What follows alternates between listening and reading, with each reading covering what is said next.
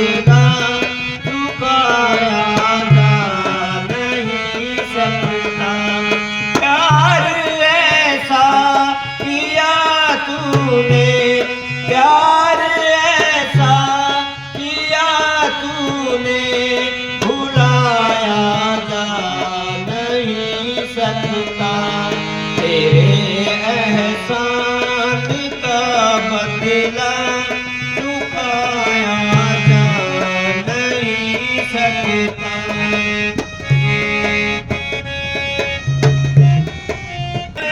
गुजारा था अगर मुझको न तूने सोचा है बुलंद पर जो पहुंचा है बुलंद सितारा है।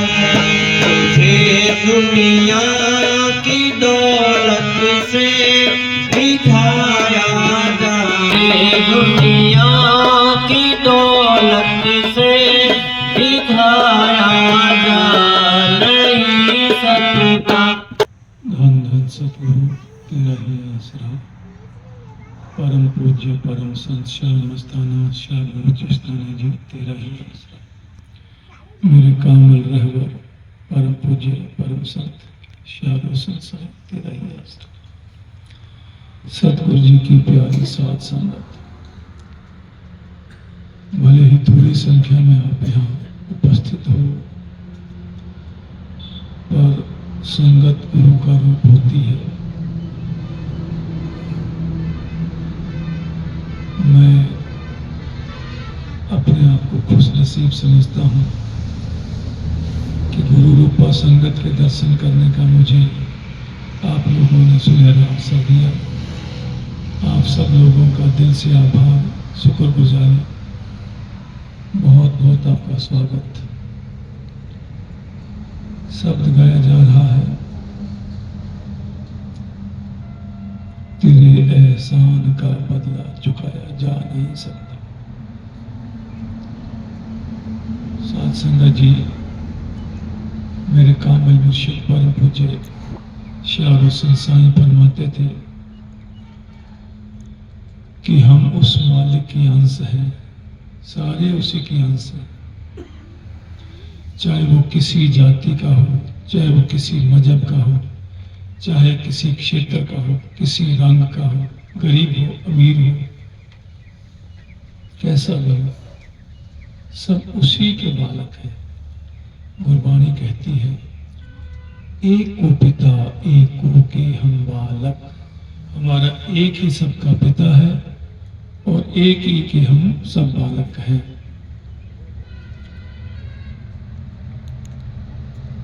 कबीर साहब का एक श्लोक आता है, अव्वल अल्लाह नूर उपायो, कुदरत के सब बंदे, एक नूर ते सब जग उपजा, कौन भले कौन मंदे। कि कुदरत के सारे बंदे बनाए हुए हैं, सभी एक नूर से पैदा हुए, कौन अच्छा कौन बुरा, सारे उसी के बच्चे हैं। जितने भी मजहब है, मत मतांतर, उन सब के अंदर संदेश एक ही छिपा हुआ है। वो प्रेम का पाठ पढ़ाते हैं, पर उस पर चलने वालों की नजर में फर्क है, तंग दिली की शिकार है। उग्रवाद फैल रहा है, उग्रवादी मुसलमान उग्रवाद माँ का पता नहीं मचाते रहते हैं। कुरान शरीफ क्या कहती है, हम्दुलिल्लाह रब्बल आलमीन, रब पूरे आलम का है, पूरे आलम का है। आलम में सारे जियाजन, सारे मजहब, सारी जातियां उसमें आ जाती हैं, वो सबका है। वो ये नहीं कहती रब्बुल मुसलमीन कि केवल मुसलमानों का, ना, सबका है। इसी तरह से गुरबाणी क्या कहती है, श्री गुरु ग्रंथ साहब, जिसको सिख लोग मानते हैं, सिख लोग क्या सबका ही है, जो उससे दवाई ले, जो उससे मार्गदर्शन लेवे, सबका ही है। वो क्या बोलते हैं कि सगली सृष्टि शब्द के पाछे, नानक शब्द घटो घटाचे। सारी सृष्टि उस शब्द ने पैदा की। शब्द ही मालिक है। शब्द सुना जा सकता है, देखने में नहीं आता। उसी की हम अंश हैं शब्द की। वो मालिक निराकार है, उसका कोई रंग नहीं, रूप नहीं, आकार नहीं, शब्द रूप। हम भी उसकी अंश हैं, थे। कबीर साहब संत शिरोमणि हैं, वो क्या बोलते हैं? कहे कबीर इहो राम के अंश, ये राम के अंश है। युगों युगों पहले नेगेटिव पावर काल ने 70 युग तपस्या करके और 3 लोग मांग लिया, आकाश पृथ्वी और पाताल। बाद में रूहें मांग ली, मालिक ने उससे के वचन में बंद करके रूहें दे दी, हमें अपने से अलग कर दिया, आकार दे करके भेज दिया। जब सारी रूहें पुकार करने लगी, हमसे अलग मत करो, अपने से अलग मत करो हमें, मालिक ने कहा मैं वचन में फंस गया, मजबूरी है, दे तो रहा हूं, पर चिंता मत करो, मैं भी तुम्हारी तरह इंसान का आकार लेकर के पृथ्वी लोक में आऊंगा, संतों महात्माओं ऋषियों का आकार लेके आऊंगा। जो जो मेरी बात मान लेगा उसको वापस लेकर के अपने अंदर मिला लूंगा, फिर जन्म मरण के चक्कर से सदा सदा मुक्ति। इसलिए हम उस मालिक की अंश, और मालिक ने काल को मांगने पे दे दिया। इस 84 के बंधनों में फंसे हुए हैं, काल के जेल खाने में। काल ने जैसे ही इंसानी जामा हमें मिला, हमारी आत्मा के साथ में एक मन जोड़ दिया, काम क्रोध लोभ मोह अहंकार जोड़ दिए, 3 गुण जोड़ दिए, ये सारे जोड़ दिए। मन शैतान है, मन माया के पीछे डिगा करके हमें प्रलोभित करके और विषय वासनाओं का मोह डाल करके हमें अपना निज स्वरूप भुला देता है। हम भूल गए कि हम उस मालिक की अंश हैं, भूले हुए हैं, क्योंकि विषय विकारों का रस पी रहे हैं। परम पूज्य शाह मस्ताना शाह बलूचिस्तानी जी फरमाते थे कि एक गडरिया जंगल में गया, शेर का छोटा बच्चा उसको मिल गया, इधर उधर देखा, शेर शेरनी नहीं है, वो बच्चा उठा के ले आया और 2-3 साल उसने भेड़ों का दूध पिलाया, और शेर का बच्चा जवान हो गया।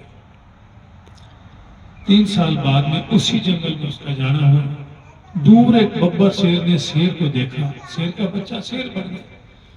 उसको कहते शेर हो गए और भेड़ों में क्या करता है, उसको इशारा करके अपने पास बुलाया, तो हमारा जीव होकर के, हमारा वंशज होकर के इन भेड़ों में क्या करेंगे? नहीं, भेड़ का ही बच्चा हूं। क्या नहीं, तू शेर है?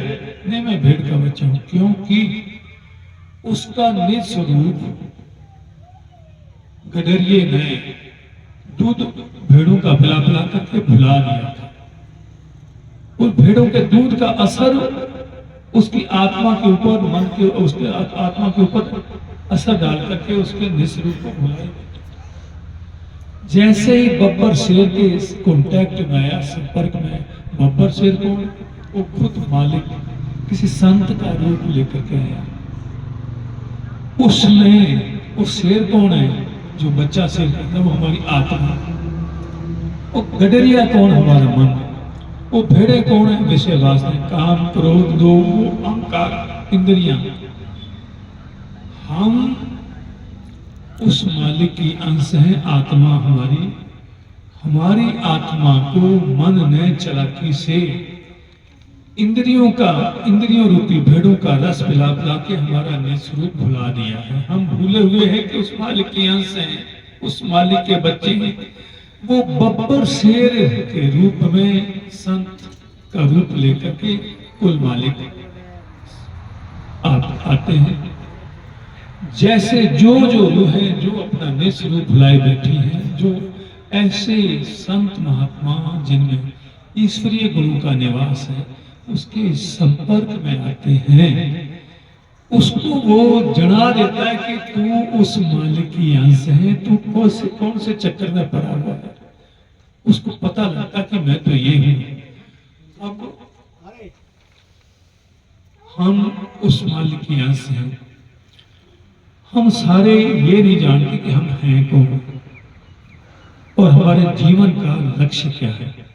जैसे मैं विनती कर चुका हूं कि सुप्रीम सेंट कबीर साहब फरमाते हैं, कहे कबीर हो राम के अंश पता लगा। किसी जागृत पुरुष की सोबत में बैठने से पता लगा कि हम उस मालिक की अंश हैं। अब दूसरा सवाल पैदा होता कि हम इस पृथ्वी लोक पर क्यों आए हैं, उसकी अंश थे। तो जैसे मैं विनती कर चुका हूं, अर्ज कर चुका हूं कि मालिक ने काल की तपस्या करने पे, वर मांगने पे रूहें सौंप दी, उसके जेल खाने में बैठे हैं।